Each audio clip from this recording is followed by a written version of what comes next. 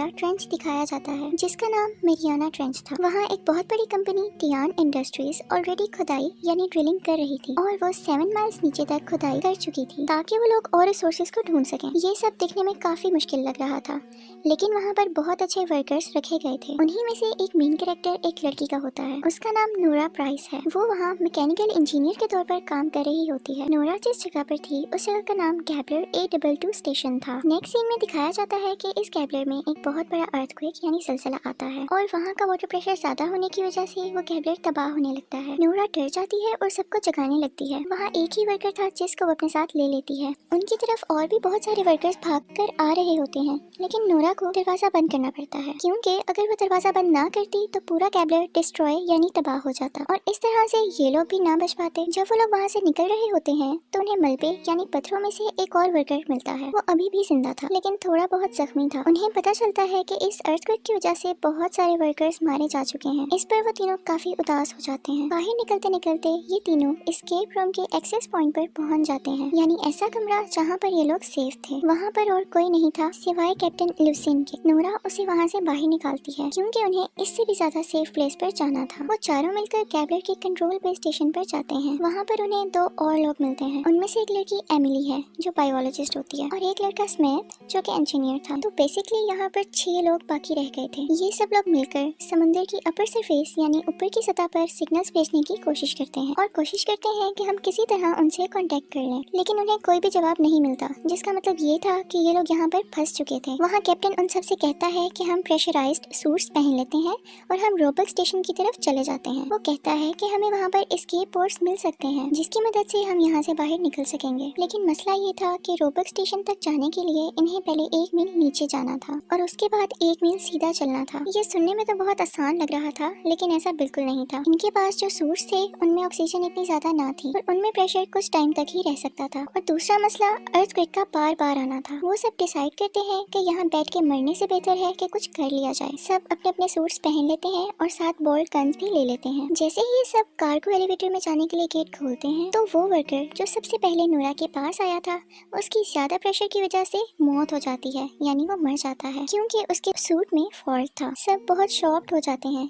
Emily कहती है कि मैंने कभी किसी को इस तरह मरते हुए नहीं देखा। अब सिर्फ 5 लोग बच गए थे। ये सब एक एलिवेटर में जाते हैं ताकि वो 1 मील नीचे तक जा सकें, लेकिन वो अभी 200 मीटर ही नीचे गए होंगे कि उन्हें दोबारा से अर्थक्वेक फील होता है। नीचे पहुंचकर जब वो लोग सीसीटीवी कैमरास ऑन करते हैं तो उन्हें बहुत सारे एस्केप पोर्ट्स दिखाई देते हैं जिनसे उन्हें लगता है कि यहाँ अभी भी सर्वाइवर्स होंगे और हमारी जान बच सकती है। स्मिथ और वो लड़का जिसको मलबे के नीचे से बचाया था दोनों एस्केप पोर्ट्स देखने के लिए चले जाते हैं। वो देखते हैं कि उसका दरवाजा खुला हुआ है और उसके अंदर कुछ एग्स जैसा मौजूद है, यानी कुछ अंडों जैसा मौजूद है। वो वर्कर उसे टच करता है। जैसे ही वो टच करता है उसके अंदर से क्रिएचर आता है और उस पर अटैक कर देता है। स्मिथ अपनी बोल्ट गन की मदद से उस क्रिएचर को मार देता है। जब वो दोनों उसकी बॉडी को चेक करने के लिए अंदर लाते हैं तो एमिली कहती है कि ये कोई अननोन स्पीशी लग रही है और शायद इन्हीं के लिए कंपनी ने ये फैसिलिटी बनाई है। वो सब काफी शॉक थे क्योंकि ऐसी क्रिएचर उन्होंने कभी भी नहीं देखी थी। अभी वो सब लोग इस क्रिएचर को देख ही रहे थे कि उन्हें फिर से अर्थक्वेक फील होता है। उन्हें इसके साथ ये भी फील होता है कि कोई तो है जो इस फैसिलिटी के ऊपर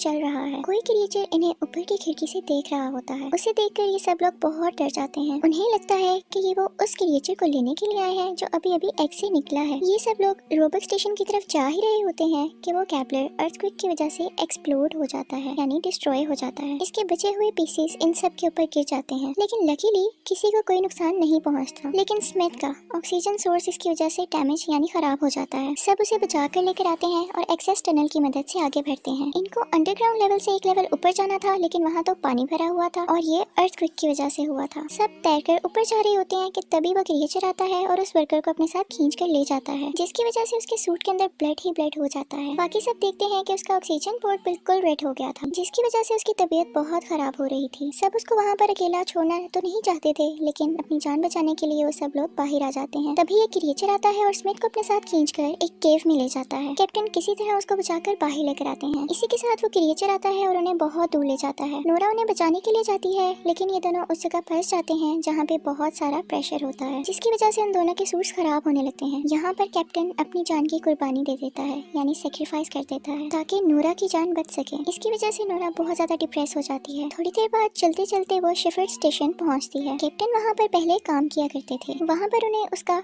यानी कैप्टन का लॉकर मिलता है, जिसके बाद उसे लगता है कि शायद इन्हें क्रिएचर्स के बारे में बहुत सारी इन्फॉर्मेशन। नोरा यहाँ एमिली और स्मिथ से कांटेक्ट करने की बहुत कोशिश करती है, लेकिन कोई फायदा नहीं होता। यहाँ उसे एक और प्रेशराइज सूट नजर आता है।